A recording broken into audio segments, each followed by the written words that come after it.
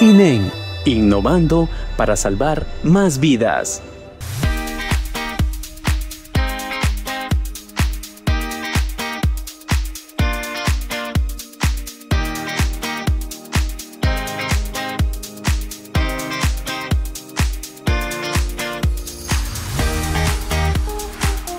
Muy buenos días, muchas gracias por la invitación, muy agradecidos por darme la oportunidad de brindarles un poquito más sobre conocimiento sobre este tema tan importante que es lo relacionado al cáncer de mama. Si bien estamos enfocándonos más al tema de detección oportuna, prevención más que a factores de riesgo, pero también es importante que ustedes no nada más sepan las técnicas, sino que también las apliquen en su día a día. Entonces, el día de hoy vamos a ver un poquito sobre lo que es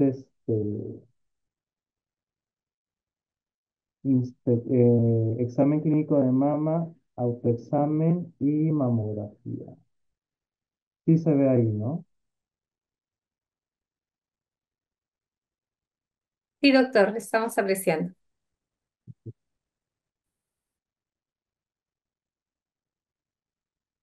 Bien. Entonces, lo que les comentaba es, lo importante de este tema es que nosotros sepamos aplicar lo que aprendamos. Más que teoría, es importante que ustedes lo pongan en práctica en su día a día.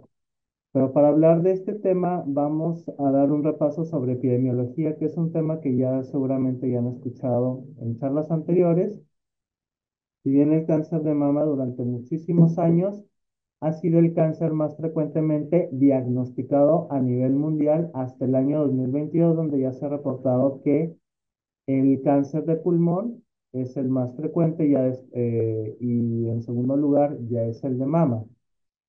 Esto es por el incremento también de la contaminación ambiental, los efectos del tabaquismo durante muchísimos años, pero sin embargo el cáncer de mama no llega o no deja de ser importante, ¿no? Es o es el cáncer que más se ha concientizado en relación a investigaciones, en relación a todos los fondos destinados a lo que es investigación en tratamiento, todo va más destinado hacia cáncer de mama. Y gracias a eso, a todo lo que se recauda con actividades benéficas, eh, si ustedes ven maratones, casi todo es directamente relacionado a cáncer de mama.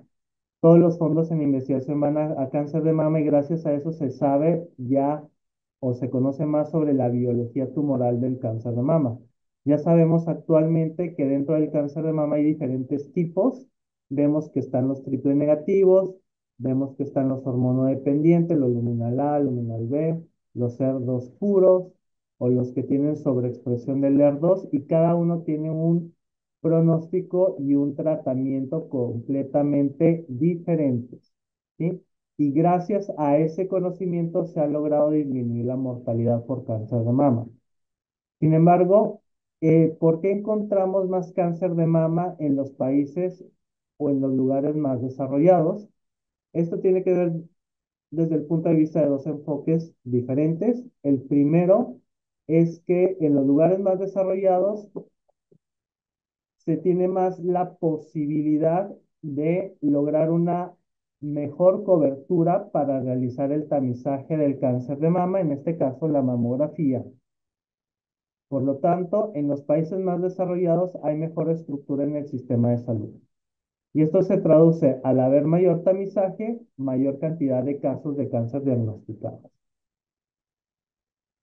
Además de que en estos lugares no nada más se dedican al tamizaje, sino también al diagnóstico que se corrobora a través de patología y el tratamiento adecuado que es multidisciplinario, que consiste en cirugía, quimioterapia y radioterapia. Por otro lado, el otro enfoque es que las mujeres que viven en lugares más desarrollados tienden a desarrollarse más profesionalmente. ¿Qué quiere decir esto? Que se incorporan a la actividad económica. Entonces, las mujeres tienen más ambiciones profesionales, ya no se quedan como amas de casa. ¿Y cuál es el resultado de esto? Hay una modificación del estilo de vida. ¿En qué consiste esa modificación? En que las mujeres desean no tener familia o no tener hijos hasta que culminen sus estudios profesionales, que esto suele ser después de los 30 años de edad, que eso es un factor de riesgo para cáncer de mama. ¿Qué hacen para no embarazarse? Consumen anticonceptivos, la mayoría de estos por vía oral, y por más de 10 años, que este es factor de riesgo para cáncer de mama. Eh, Cuando tienen hijos, no le dan de lactar como debe de ser, y eso también condiciona un riesgo para cáncer de mama por el hecho de que están en una actividad laboral. No tienen tiempo para hacer actividad física, más sedentarismo, mayor obesidad, y eso es factor de riesgo para cáncer de mama.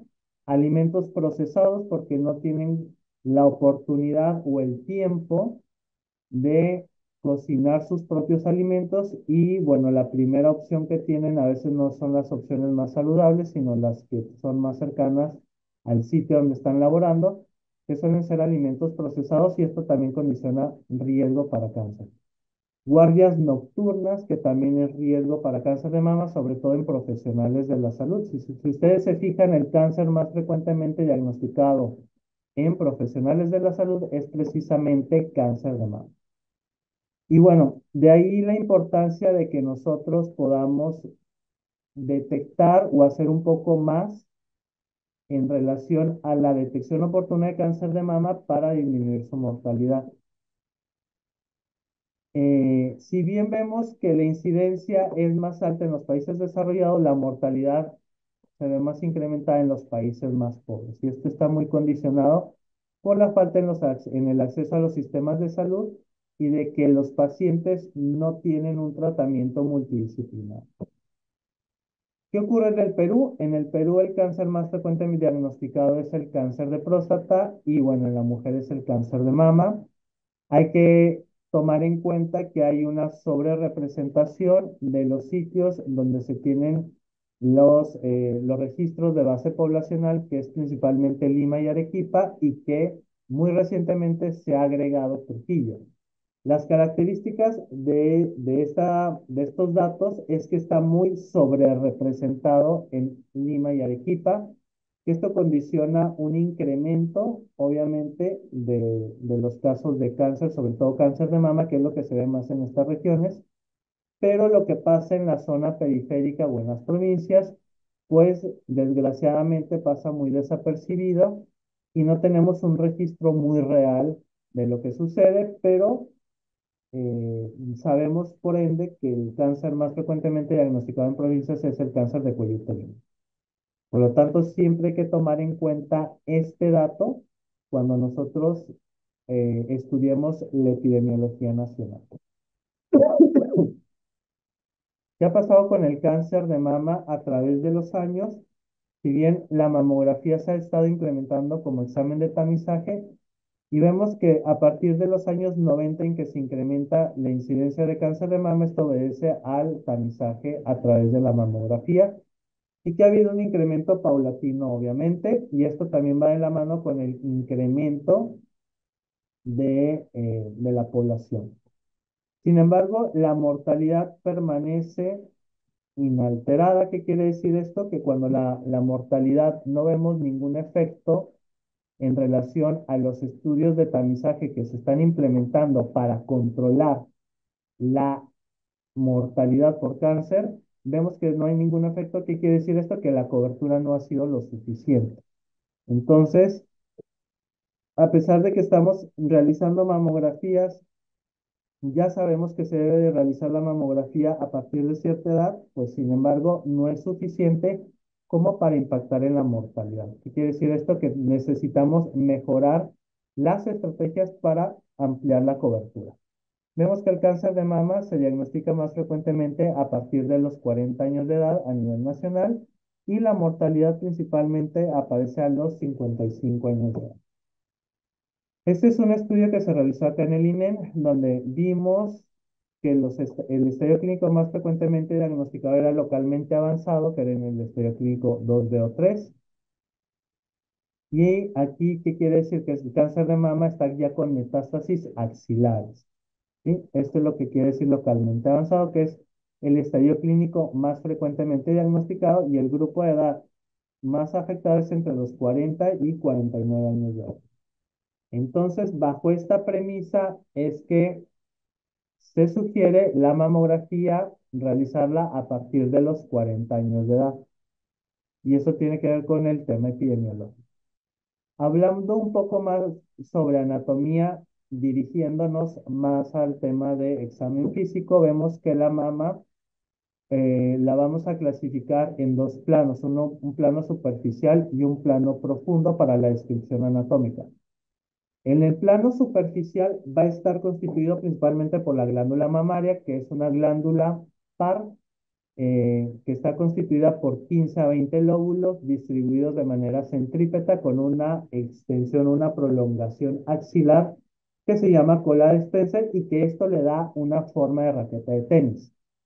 Esto va a estar envuelto por tejido conectivo y a su vez por tejido adiposo y luego por la piel. Cada lóbulo tiene un conducto galactóforo independiente que va a desembocar en el pezón, ¿sí? Vemos que la mama va a estar situada entre el segundo y el sexto espacio intercostal y la areola y el pezón están a nivel del cuarto espacio intercostal aproximadamente. Puede haber variaciones, sí, de acuerdo al tamaño de la mama, pero este es el promedio.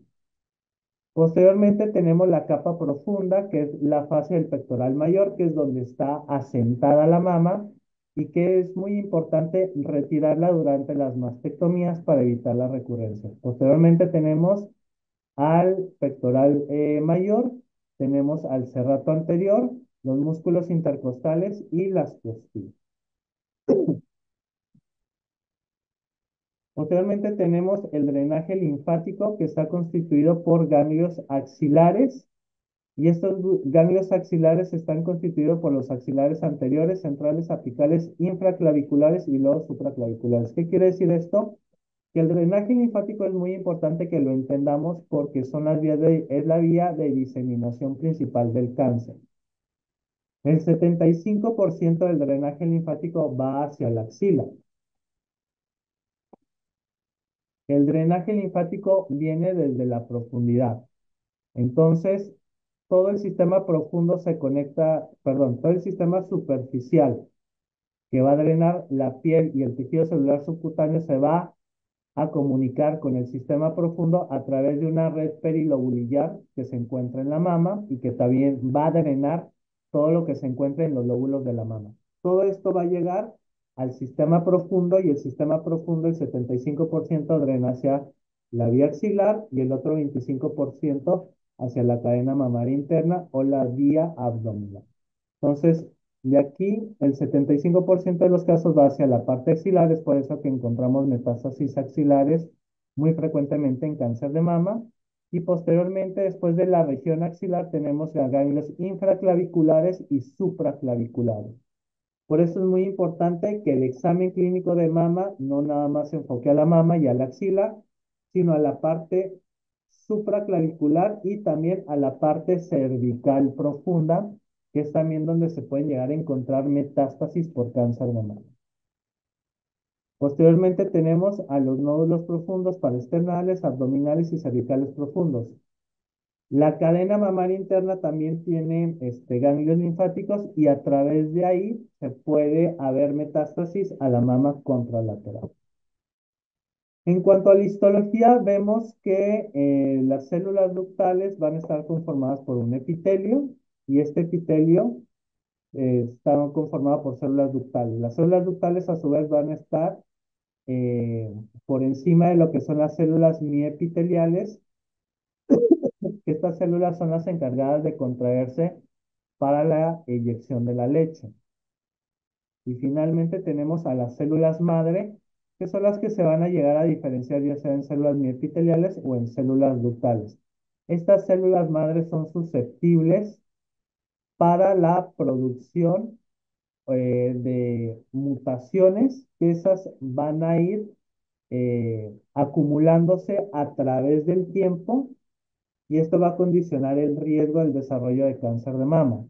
Estas células madres alcanzan su maduración completa cuando hay el primer embarazo, que es cuando ya maduran los conductos galactóforos por primera vez. Y estas células madre pluripotenciales se pueden diferenciar en células ductales, alveolares o miepiteliales. Entonces, cuando ya alcanzan la maduración total o completa, entonces esa susceptibilidad hacia los carcinógenos disminuye. Por lo tanto, esto explica por qué el riesgo de cáncer de mama cuando te embarazas después de los 30 o, bueno, principalmente, o cuando no te embarazas, ¿no? En cuanto a la inspección de mama, ¿qué es lo que tenemos que hacer primeramente cuando ya la paciente al consultorio? Lo que se aconseja es que no es necesario que haya un cuidado en especial, es decir, o sea, que use desodorante o que no use, es indistinto para un examen de mama, o que use talco o no use talco. Eso más bien va a depender en la mamografía. Pero en lo que es el examen clínico de mama, no tanto, ¿sí? Es importante que se tenga un buen aseo, sí, para tener una mejor percepción de la mama, sí, para que nosotros podamos ver si es que hay alguna alteración de una forma un poco más clara, ¿no? Entonces, siempre que vemos a la paciente, tenemos que inspeccionar la simetría de la mama, siempre. Siempre si hay retracción de la piel, si hay un aumento de volumen en la mama, ¿sí? Si hay desplazamiento de los pezones, si hay un hundimiento de la piel, nódulos, sí, etcétera. Posteriormente se le pide a la paciente que ponga sus manos en la cintura para que se contraiga el músculo pectoral y se nos facilite la visualización de alguna asimetría de una manera un poco más precisa, y se le pide que se incline hacia adelante porque al quedar las mamas colgando podemos verificar si es que hay alguna retracción de la piel que puede no ser evidente durante el examen clínico inicial, ¿sí? Posteriormente se le pide a la paciente que ponga sus manos atrás de la cabeza, y también podemos verificar si es que no hay un aumento del volumen en alguna de las mamas o alguna simetría. De esta manera nosotros podemos verificar si hay una adherencia inducida, piel de naranja. La piel de naranja es un signo muy importante en cáncer de mama, sobre todo en cáncer inflamatorio, que está condicionado por el edema de la piel. La retracción del pezón es importante que si lo encontramos, preguntemos a la paciente desde cuándo lo tiene, ¿sí? Si duele o no duele, y edema y eritema. También es importante verificar si este eritema está muy delimitado o si es muy difuso, ¿sí? Entonces, eso nos pudiera también ayudar un poquito más sobre el diagnósticos diferenciales, y también si es que hay un proceso inflamatorio, si la piel se puede descamar. Si hay una descamación, estamos muy seguramente ante una mastitis, y en el cáncer no observamos este signo de descamación, por ejemplo. Una vez que le pedimos a la paciente que ponga su mano detrás de la cabeza, hacemos un barrido con nuestra mano extendida de arriba hacia abajo, y con la mano contralateral ponemos en el borde inferior de la mama y hacemos un contrapeso. Hacemos un examen de arriba hacia abajo como barrido, ¿sí? Y también hacemos lo mismo con la cola de Spencer o hacia la dirección de la axila, ¿sí? Con la mano contralateral hacemos un poquito de contrapresión a la hora de examinar la mama. La finalidad es identificar tumores, nódulos o dolorosos y de gran tamaño. Cuando estamos haciendo esto con las dos mamas, es importante incluir las axilas. En las axilas nosotros ponemos nuestra mano en forma de cuña para poder palpar de manera profunda, y además hacemos que la paciente flexione un poquito su brazo para poder llegar a una palpación más profunda.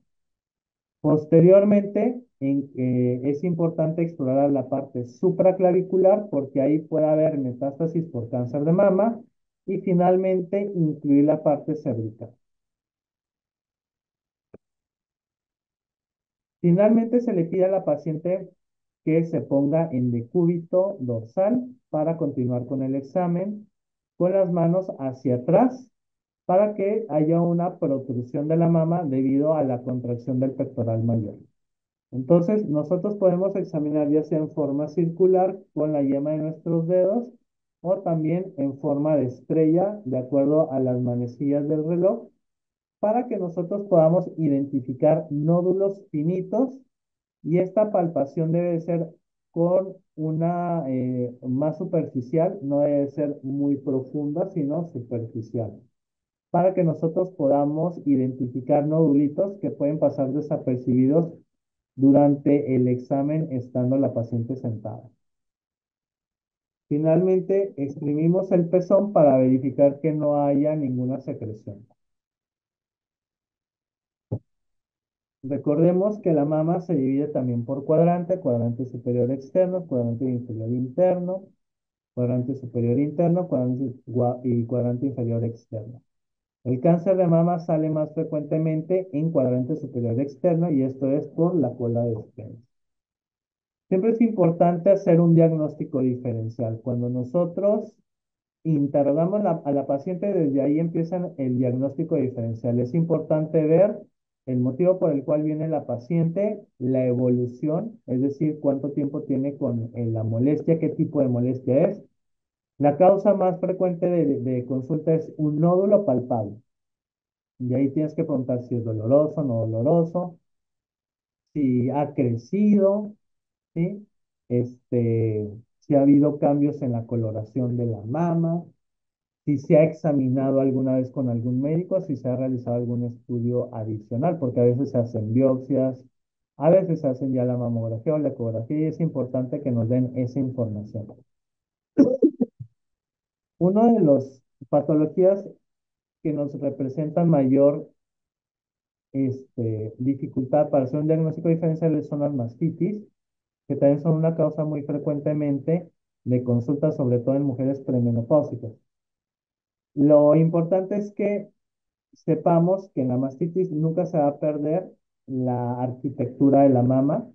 Sí, vemos aquí que hay una mastitis ulcerada, los bordes son bien delimitados, pero la arquitectura anatómica no se pierde. Vemos aquí que la piel está un poquito brillosa y hay como que una descamación de la piel, ¿sí? Vemos que también como que está cicatrizando y hay costras. Costras no vemos en cáncer, entonces cuando veamos costras, esta descamación, eso es una mastitis. Pero ¿qué pasa con un cáncer? Por ejemplo, aquí en el lado derecho vemos que hay una lesión ulcerada irregular, se pierde la arquitectura totalmente de la mama y vemos que también hay lesiones axilares, ¿sí? Entonces, todo esto es básicamente una tumoración irregular que compromete prácticamente toda la mama. Lo mismo lo vemos acá, una tumoración con una coloración violácea que compromete toda la mama.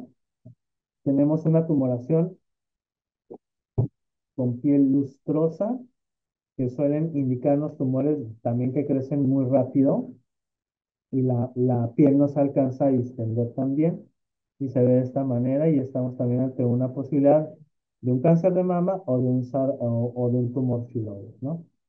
Y también una patología que es poco frecuente, pero es importante conocerla, que es la enfermedad de Payet, que es un carcinoma ductal in situ que se manifiesta principalmente en el pezón, y la principal característica es en mujeres posmenopáusicas y una destrucción completa del complejo areola-pezón, ¿sí? Entonces, ¿cómo podemos distinguir clínicamente un tumor benigno o maligno? El benigno suele ser bien delimitado, de evolución rápida, puede ser de una evolución rápida o puede ser una evolución lenta, pero de una evolución de una manera muy estacionaria, ¿sí? Por ejemplo, los fibroadenomas suelen ser de larga evolución, pero habitualmente no crecen, son bien delimitados y móviles, ¿sí? Son no dolorosos, en algunas ocasiones duelen. Los quistes son muy dolorosos, son bien delimitados, y cuando hace uno la palpación se percibe la sensación de quiste, que es como un globo inflado a presión con agua, ¿sí? Entonces, así es como se sienten los quistes. ¿Y cuál es la diferencia con un tumor maligno? Un tumor maligno no duele, la evolución suele ser también larga, ¿sí? y empiezan a haber cambios muy notorios en la mama. Puede haber eritema, retracción del pezón, retracción de la piel, se me hunde la piel. Lo tengo desde hace varios años y uno de los síntomas clave en la mayoría de los casos es que te van a decir que refieren un hincón, un dolor punzante. No me duele mucho, pero siento hincaditas. Eso puede ser cáncer de mama. A diferencia de una mastitis, que el dolor es intenso, no lo soportan. La mastopatía fibroquística o el proceso fibroquístico, lo mismo, es un dolor muy intenso, insoportable, etcétera. Doctor Álvarez, disculpe, no sé si es su audio, podría aumentarlo un poquito más, por favor. Voy a acercar un poco más al micrófono porque estoy con lo máximo, por Ah, favor. ya, perfecto, gracias. Ahora, para hablar específicamente del autoexamen, el autoexamen no suple al tamizaje y eso es muy importante que se lo aclaremos a la paciente. El hecho de que no se sientan absolutamente nada no quiere decir que no necesiten una mamografía. La mamografía de tamizaje se hace precisamente en mujeres cuando no se encuentran ninguna molestia o no hay ningún nódulo palpable, porque si hubiera un nódulo palpable estamos hablando ya de una mamografía diagnóstica y no de tamizaje. El enfoque es totalmente diferente, el examen es el mismo, pero el enfoque es totalmente diferente y el objetivo es totalmente diferente. Entonces, para tamizaje, mamografía todos los años o cada 2 años, según sea el caso, hay que realizarlo, ¿sí? Independientemente de que sienta o no síntomas, ¿sí? Siente ya un nódulo, siente alguna molestia, entonces ya estamos hablando de una mamografía diagnóstica y ya no es de tamizaje. Bueno. Cuando le decimos a la paciente que se haga el autoexamen de mama, se tiene que hacer frente a un espejo con las manos en la cintura y tiene que ver la simetría de la mama. Obviamente la paciente desnuda de la cintura para arriba. Se le pide a la paciente que ponga su mano detrás de la cabeza y con la mano contralateral empieza a hacer un masaje alrededor del pezón y eso va aumentando, ¿sí? Va aumentando la distancia respecto al pezón con la yema de los dedos hasta llegar a la parte axilar para verificar si no hay algún gano. Posteriormente esto se repite en la mano contralateral, ¿sí? Se debe hacer un masaje de afuera, de adentro hacia afuera, ¿sí? Posteriormente se le pide a la paciente que se eche en su cama, se ponga una almohada detrás de la escápula para que protruya bien la mama y con la mano la mano la pone atrás de la cabeza y la mano contralateral con la punta de sus dedos va a examinarse también en forma circular su mama, ¿sí? Para verificar que no haya ningún nódulito y finalmente va a exprimirse el pezón. Esto lo tiene que hacer en cada mama. Este autoexamen se indica a partir de los 20 años, cada mes, ¿sí? Y más que nada como una forma de autoconocimiento, ¿sí? No tiene ninguna evidencia en relación a que aporte algo en relación al tamizaje o que sustituya la mamografía como tamizaje, porque la intención del tamizaje es detectar lesiones no palpables y esto es a través de la mamografía. Ahora, hablando específicamente de exámenes radiológicos, tenemos mamografía, ecografía de mama, tomosíntesis y resonancia magnética.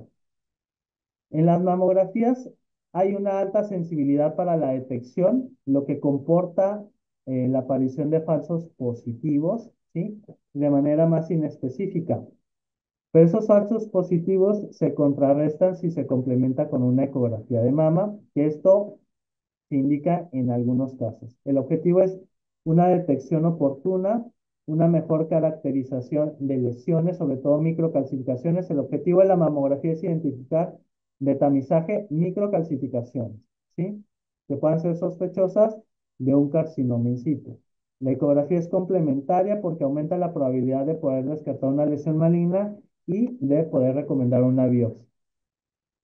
La detección de lesiones pequeñas y sutiles son lo que se representa un reto, por eso no cualquier radiólogo te puede interpretar una mamografía, tiene que tener la condición de haber interpretado mamografías en un promedio aproximadamente de 480 mamografías anuales para mantenerse eh, con la experiencia suficiente de poder interpretar una mamografía de tamizaje, porque la mamografía de tamizaje tiene como finalidad el identificar mujeres sanas, a diferencia de una mamografía diagnóstica que tú tienes que dar forzosamente ya un diagnóstico. Entonces el enfoque es totalmente diferente y no por eso cualquier radiólogo te puede informar bien una mamografía. Siempre es importante realizar una doble lectura, ¿sí? Para mejorar la sensibilidad y bueno, esto se ha demostrado en muchos estudios que también puede disminuir los falsos positivos, ¿no? Una manera de poder detectar o de compensar esta doble lectura es a través de la inteligencia artificial como un segundo lector. Sí, esto mejora también la sensibilidad, pero actualmente todavía los sistemas son un poquito inespecíficos y bueno, se está trabajando en ello, pero muy probablemente en unos pocos años ya se tenga como la inteligencia artificial como una detección asistida.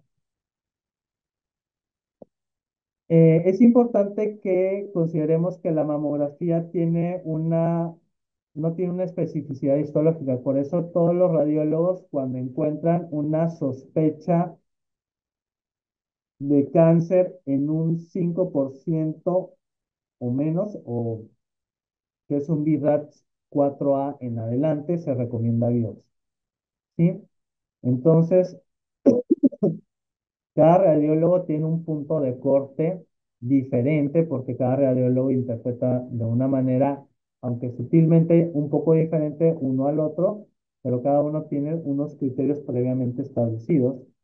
Pero es muy importante que todos ellos a través de una interpretación se puedan hablar un mismo idioma y es por eso que hablamos de los VRATs, ¿sí? Entonces los VRATs nos pueden eh, podemos llegar a una mejor conclusión que solamente una descripción en relación a que si la paciente tiene algo o no. Entonces, por ejemplo, VIRATS 1 es que la mamografía es normal, no hay nada. VIRATS 2 es que hay algo benigno como un quiste. VIRATS 3 es que hay algo probablemente benigno y que amerite un control cada 6 meses, como puede ser una mastitis. La categoría Vivas 4, que puede ser 4A, B y C, ya estamos hablando de una sospecha de cáncer, pero en diferentes grados, ¿sí? De baja sospecha de malignidad, moderada y alta sospecha, ¿sí? En estos casos, en todos estos casos, amerita biopsia, sí o sí. Categoría VIVAT 5 es que es altamente sugestiva de malignidad en más del 95%. Y categoría VIVAT 6 es cuando ya tenemos como antecedente una biopsia que ya nos está diciendo que hay un cáncer de mama. Y un VIVAT 0 es cuando tenemos que una mamografía no es 100% concluyente, no podemos indicar si es que hay, o de que podemos descartar 100% de que haya algo o no.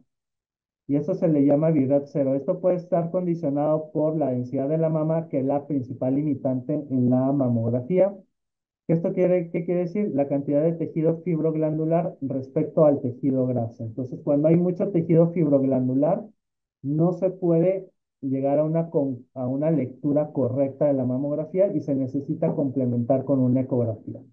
Entonces, siempre es importante que cuando veamos mamografías, también nos informen la densidad de la mama, que es a través del sistema ACR, A, B, C y D. El C y D son las mamas que no son densas y A y B son las mamas que son densas y que ameritan o que condicionan una ecografía de mama. Porque podemos tener un BRAF 1 con una CRB y que amerita una ecografía de mama. Un BRAF 0 es cuando tenemos alguna alteración, un nódulo o una simetría, pero la naturaleza de esa simetría o de ese nódulo no la podemos llegar a determinar debido a la densidad de la mama, entonces ahí estamos hablando de un BRAF 0. Entonces, por ejemplo, acá vemos cómo en una mamografía digital puede pasar desapercibida una lesión, sí que hay una lesión oculta, eh, no se nota muy bien acá en esta imagen, pero en una mamografía en tercera dimensión o tomosíntesis vemos que hay una lesión especulada sospechosa y en una mamografía con contraste, pues evidentemente ya la detectamos más fácilmente. La ecografía nos ayuda mucho a determinar características como sombra acústica posterior, si es hipoecogénico, si es y de bordes irregulares, lobulados, si está vascularizado o no. Y de acuerdo a eso ya tenemos ciertos criterios de malignidad que nos pudieran hacer sospechar de cáncer. En cuanto a las recomendaciones del tamizaje, vemos que tanto la Task Force como la Sociedad Americana del Cáncer, que son las principalmente los organismos o las organizaciones donde nosotros nos basamos más principalmente para determinar la decisión de hacer los tamizajes. Entonces, entre los 40 y 49 años, que es el grupo de edad donde tenemos más cáncer de mama a nivel de Latinoamérica, a nivel mundial, la Task Force tenía un grado C de recomendación, es decir, que no se recomienda bajo ciertas condiciones. Y la Sociedad Americana del Cáncer a partir de los 45 años a 49 años anualmente, ¿sí? Y si es menos de 45 años, hay que individualizarlo. Posteriormente, a los 50, 74 años, que es cuando sí se ha demostrado que la mamografía ha impactado en la mortalidad a nivel mundial, es donde sí se recomienda realizar sí o sí, que es lo que también recomienda el Ministerio de Salud a partir de los 50. Esto se hace de manera anual o bianual. El tema de hacerlo anual o bianual ya se ha demostrado en estudios que se puede hacer bianualmente porque durante este periodo la replicación celular del cáncer de mama es un poco más amplia y esto puede ayudar a que nosotros no hagamos la mamografía de manera tan frecuente. Es decir, no se ha encontrado ningún beneficio de hacerlo anualmente o bianualmente. Entonces se determina que a partir de los 55 se realice bianualmente hasta los 75 años de edad. Si la esperanza de vida es más de 10 años, se puede realizar mamografía, si no, ya no sería tan necesario, ¿sí? Eso ya depende de los criterios de manera individualizada. Entonces, a manera de conclusión, a partir de los 40 a nivel nacional se recomienda la mamografía anualmente hasta los 55 años, bianualmente a los 55 años hasta los 75. ¿Cuál es la situación del tamizaje a nivel nacional? Desgraciadamente hay divergencia en programas de tamizaje. No hay un acuerdo entre cómo hacer los tamizajes. Salud tiene su programa, el Ministerio de Salud tiene su programa, Fuerzas Armadas también tiene su programa, entonces hay mucha divergencia y esto condiciona a que la paciente vaya de un lugar a otro y se repitan los exámenes y esto hace que el costo o el uso de recursos se duplique, ¿no? La cobertura en el 2015 era de 0.3%, ya en el 2021 se reportó 1.5%, se cuentan con mamógrafos que no son lo suficientes para coberturar de forma adecuada a nivel nacional, pero el tema no es nada más el hecho de no tener mamógrafos, sino también necesitamos patólogos que nos puedan leer las biopsias, necesitamos la inmunohistoquímica para determinar qué tipo de cáncer estamos y también necesitamos centros de radioterapia y también infraestructura suficiente para poner quimioterapia. Entonces, cuando hacemos un programa de tamizaje, no nada más se trata de comprar mamógrafos, sino también de resolver qué es lo que vamos a hacer con las pacientes que se están tamizando y que se han diagnosticado con un posible cáncer, porque el mamógrafo te va a decir, ok, esta paciente tiene Virot 5, ya, hay que hacerle la biopsia. ¿Dónde le vas a hacer la biopsia? ¿Quién le va a hacer la inmunistoquímica? ¿En qué hospitales se hace inmunistoquímica? Esa es la principal problemática. Entonces, siempre cuando se haga un programa de tamizaje, se tiene que considerar todo eso, ¿sí? Por eso, respecto a la cantidad de mamógrafos, que no es suficiente, se ha implementado o se ha sugerido hacerlo de manera incluso trienalmente a partir de los 40 años hasta los 69 años de edad, ¿sí? Pero el hacerlo anualmente o bienalmente también va a incrementar los costos y el incremento de biopsias. Entonces siempre hay que analizar bien sobre estudios de costo-beneficio respecto al tema de tamizaje. Entonces, a manera de conclusión, se ha demostrado la efectividad de la mamografía como un método de tamizaje en población mundial. La diferencia entre incidencia y mortalidad del cáncer de mama en cada país va a ser que nosotros adaptemos las guías de otros países a nuestra realidad, ¿sí? Hay que identificar las poblaciones de mayor riesgo, imprescindible para poder establecer pautas de cribado más dirigidos. Si no tenemos los recursos suficientes, lo haremos prioritario en personas que tienen mayor riesgo y sobre todo las personas en grupos de edades de mayor riesgo. El desarrollar un plan integral de atención de cáncer de mama adecuadamente estructurado con recursos apropiados.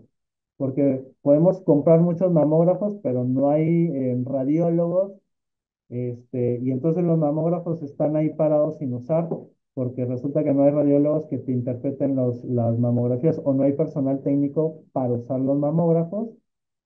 Y en todo caso que se hagan estos tamizajes, quién va a hacer las biopsias, quién te va a hacer la inmunohistoquímica, qué tratamiento le vas a hacer a la paciente, dónde se va a operar, quién le va a dar la quimio, el tipo de quimio que necesita, etcétera. Entonces, siempre es importante considerar todo eso. Hay que garantizar siempre el acceso a la confirmación diagnóstica, tratamiento y seguimiento a todas las mujeres y diseñar programas de detección innovadores basados en estrategias educativas y motivacionales para que los pacientes también sepan cómo modificar sus estilos de vida para prevenir cáncer. Hay que implementar articulación interinstitucional e intersectorial, es decir, que todos hablemos un mismo idioma, garantizar la aplicación de normatividades y programas establecidos para la prevención de cáncer, consolidar sistemas de evaluación, monitoreo y seguimiento de las estrategias de prevención para ver qué tan efectivas están haciendo estas estrategias y si hay que modificarlas en todo caso. Y desarrollar capacidad rectora en las autoridades sanitarias, mejorando la equidad en el acceso a la atención, porque no es justo que los pacientes que viven en provincia no tengan acceso a los sistemas de salud como alguien que vive en la capital, ¿no? El hecho de que tú vivas en provincia tienes más riesgo de morir por cáncer que alguien que vive en la capital, simplemente por el hecho de que no tienes acceso a los sistemas de salud. Bueno, eso sería todo. Muchas gracias. INEN, innovando para salvar más vidas.